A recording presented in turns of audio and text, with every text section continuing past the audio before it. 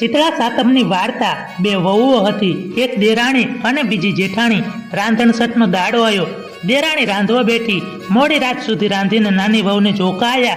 છોકરો ધવડાવતી ધવડાવતી ઊંઘી ગઈ અને ચૂલો ટાઢો કરવાનું ભૂલી ગઈ. મધરાત થઈ અને શીતળામાં આવ્યા. ચૂલામાં આળોટ્યા.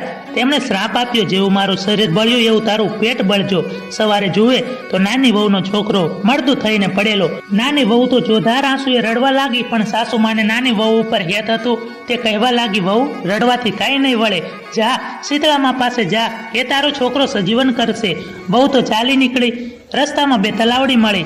તલાવડી કહે, બહેન અમારું દુઃખ શીતળામાં પાસે જા તો પૂછતી આવજે. નાની વહુ કહે, ભલે. ત્યાંથી આગળ ચાલી બે આખલા મળ્યા.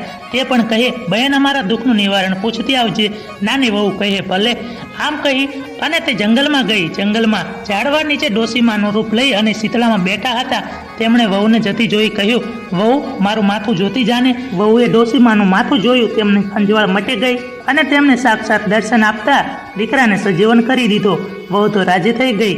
તેમણે તલાવડી અને આખલાનું દુઃખનું નિવારણ પૂછ્યું. તેમને નિવારણ કર્યું. આવી રીતે નાની વહુનો છોકરો સજીવન થયો. હે શીતળામાં, જેવા દેરાણીને ફળ્યા એવા અમને ફળજો અને સૌને ફળજો.